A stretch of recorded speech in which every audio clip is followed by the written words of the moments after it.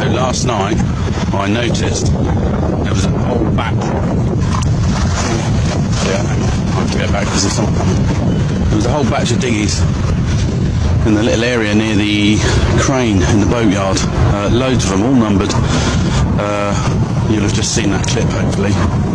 And I thought, okay, tomorrow the lorry's probably going to come. And guess what? There it is. Right, there's the lorry. Alright, so I'm going to go and wander over there and just see if it's the same truck. Alright, today we're going to try and follow it.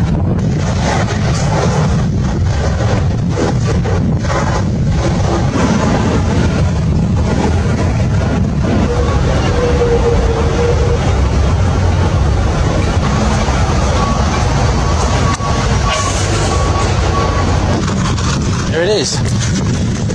The lorry is leaving. But that is the lorry, basically, with all the dinghies on it. And if my idea is correct, that lorry is going to France. That's the lorry. Okay, so I'm going to prove it. Right, so that is getting on a ferry. Where to? That's the question, look.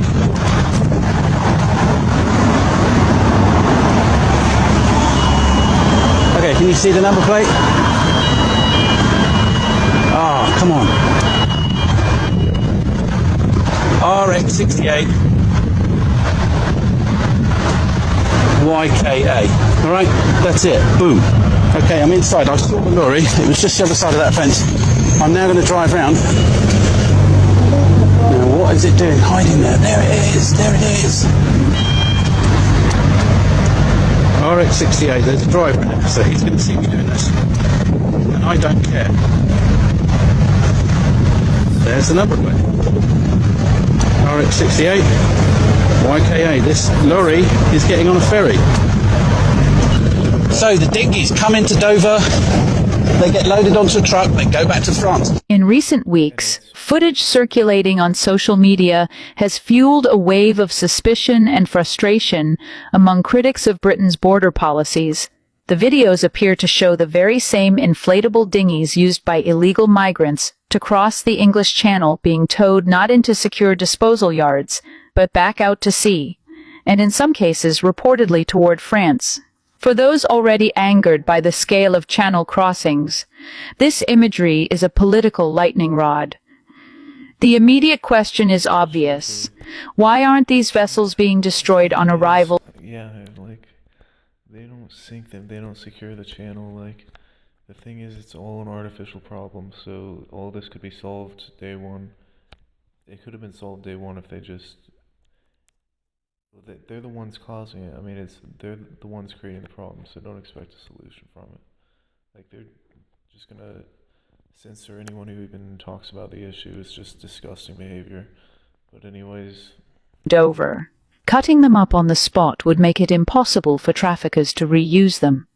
Yet, under current procedures, many of these boats are preserved as evidence for ongoing investigations, a process that can take weeks or months. Officials argue that destroying them too early could compromise prosecutions against the smugglers who organize these dangerous crossings. Still, that legal rationale does little to calm public outrage. The optics are terrible. Vessels linked to human trafficking seem to be leaving British ports intact, prompting accusations of catch and release in maritime form. Critics on the right say it feeds the perception that Britain is failing to take decisive action to secure its borders. The Home Office has not publicly confirmed whether these dinghies are formally returned to France or whether they are simply transferred between authorities. France could end this shit tomorrow. Like, they should be having them patrol their beaches because it takes a while to set up a dinghy like this and inflate it and everything. They have to sit there and set it up on the beaches. But they work hand in hand with foreign governments that are only contributing to the problem by sending their violent illegals to the island. But let's continue. Part of joint investigation.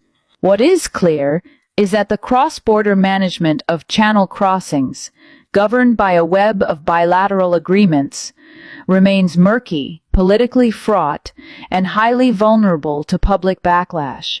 With record numbers of arrivals this year and growing pressure from backbench MPs, the government is once again caught between the optics of toughness and the realities of international law.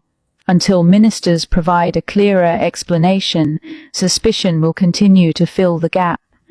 And every towed dinghy will be another symbol of a border policy that critics say looks increasingly adrift. But whatever the minister says there, it sounds like they're very late to the party.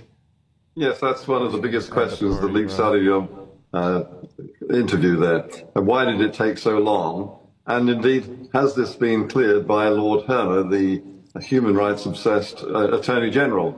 Will this actually get off the ground is the biggest question, really, because there will be appeals, and we are still members of the European Court on Human Rights, and we'll abide by their jurisdiction on that. So it'll be interesting to see the next step. Will anyone actually leave who has been locked up in this country for the country they came from? I mean, you can almost anticipate the feeding frenzy that it's going to be for lawyers.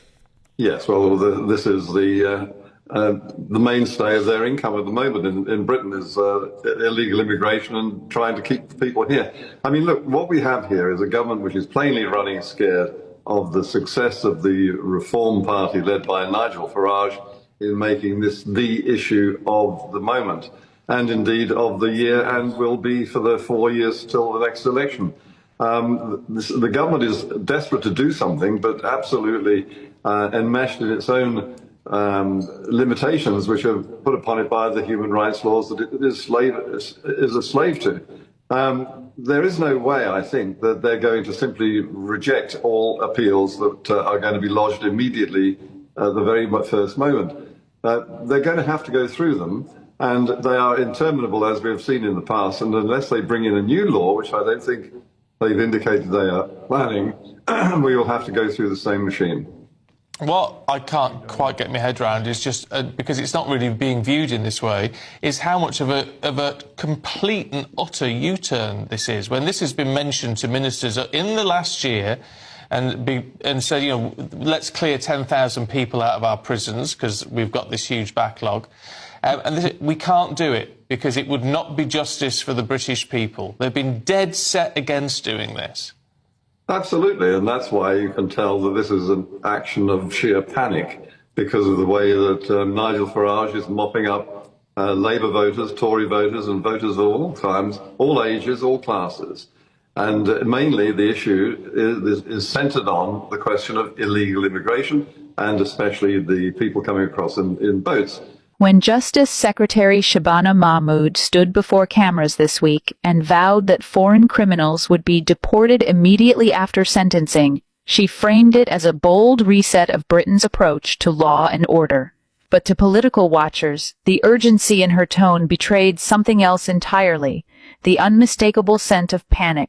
The announcement comes amid mounting public anger over high-profile cases in which offenders with no legal right to remain have served their time, only to remain in the UK for months or even years while deportation orders stall. Ministers have faced bruising headlines, with the opposition accusing them of running a justice system where punishment ends at the prison gates and deportation is little more than a political talking point. Trevor Kavanagh, the veteran political columnist, was blunt in his assessment. You can tell that this is an action of sheer panic. His point is hard to dismiss. The pledge arrives in the wake of a series of damaging crises for the government, from record prison, overcrowding to spiraling channel crossings, and risks being seen less as a carefully crafted policy shift and more as a frantic attempt to claw back public confidence.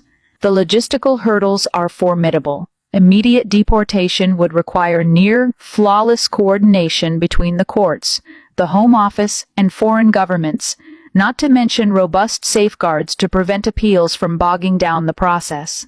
Past efforts to speed up removals have been hamstrung by legal challenges, lack of documentation, and diplomatic roadblocks. Without a fundamental overhaul of those bottlenecks, Critics warn Mahmoud's words may prove no more enforceable than the pledges of her predecessors. For now, the Justice Secretary's promise will be judged not by its headline-grabbing rhetoric, but by the government's ability to turn it into reality. If the boats keep coming, the prisons keep filling, and the deportation flights remain grounded, this week's declaration could go down as yet another example of tough talk evaporating under the glare of political reality. Well, that's really unfortunate if that's the case, yeah. Because everything that they say to get elected is just a lie and they don't keep any of their promises. That's really the one thing that I like about Trump and have from the very beginning, because he keeps his promises that he made on the campaign. And he was right about everything he said and the promises he made, so that's really important, at least in a politician, to know what they're thinking, even if you don't necessarily agree with everything they say. But these people are just snakes, and they say whatever they believe. They ban everything that is in opposition to their beliefs. And it's just disgusting, because everything that they say to get elected is just a lie, and they don't follow through with any of it. And it's all just for their cohorts and all the people that they're special interest donors. But anyways, I hope you all enjoyed this content. If you did, let me know down in the comments below what you liked, and I'll catch you all around later. Thank you for watching, and be sure to subscribe. Peace.